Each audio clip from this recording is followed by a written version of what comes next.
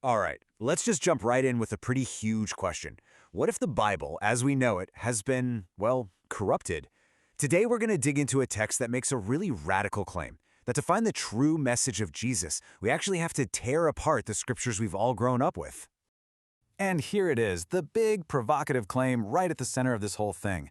The idea here is that the Bible isn't this perfect, untouchable book. Nope. Instead, it's a mix. A mix of real divine truth and, well, human corruption. Maybe even pagan ideas that got mixed in over time. And it all needs to be carefully sifted through. So that's the million-dollar question, right? If you even entertain this idea, where do you start? How in the world do you separate what's authentic from what's not? How do you find the signal in all that noise? Well, that's exactly the journey this particular source wants to take us on. Okay, so let's break this down. The core argument is pretty straightforward. The New Testament we hold in our hands today, it's not the original message. Not exactly.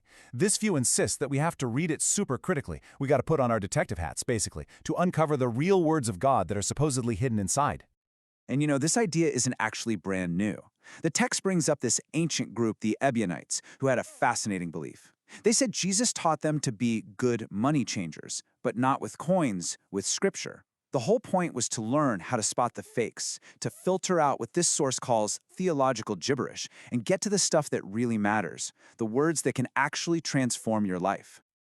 Okay, and here's where things get really interesting. Because see, this way of reading doesn't just change a few passages in a book. It completely reshapes the central figure of Christianity itself. It has to, right? If the text has been messed with, then our whole picture of Jesus has to change too.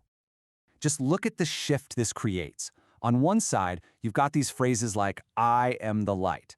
This source argues that sounds like a proud demigod, right? But on the other side, you have the vision of the real Jesus, a humble servant who they say would have flipped it and said, "You are the light." See the difference? It's all about empowering his followers, not putting himself on a pedestal.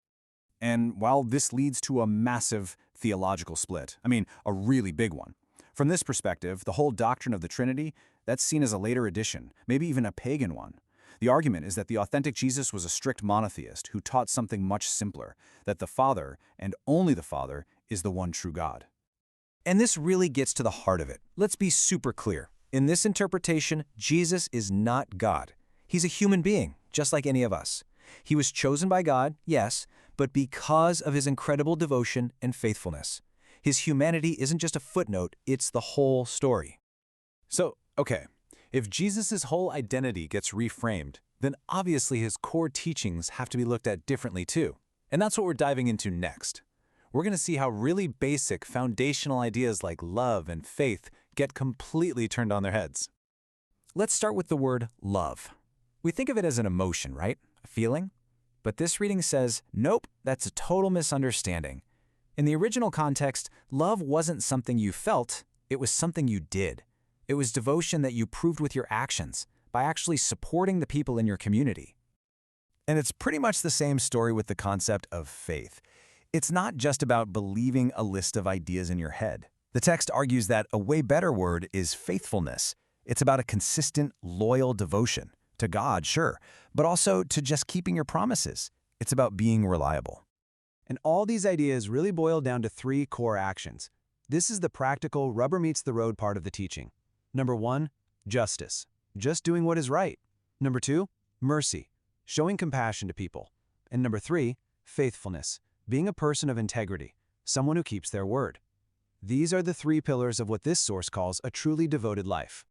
So, this all leads to a pretty powerful and honestly challenging conclusion about salvation.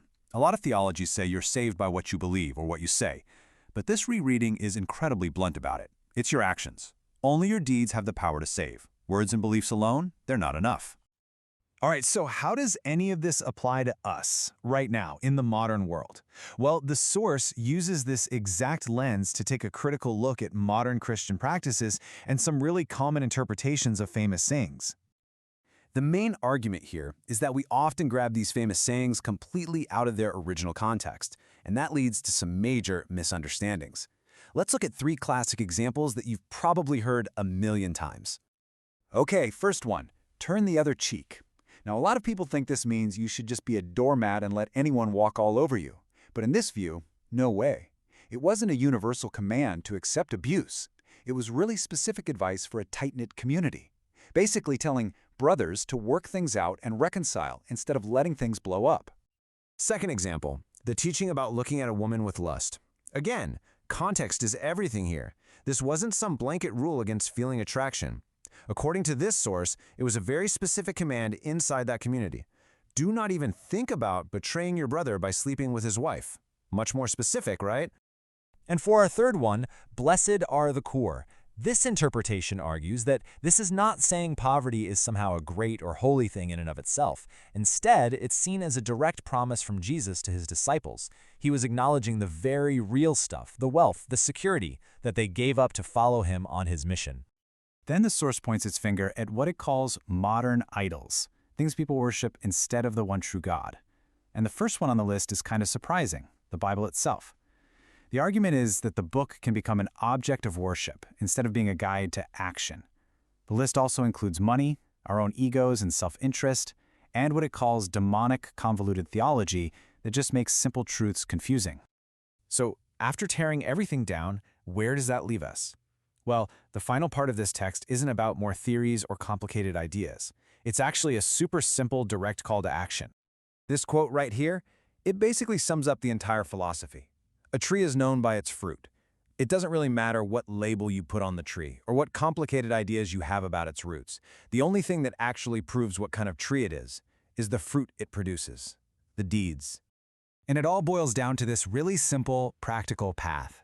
The message is basically, stop endlessly analyzing the book and just start doing.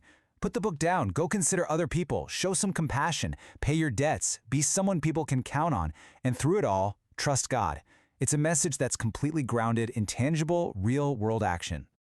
And that leaves us with this final lingering question, which really captures the whole point of this text.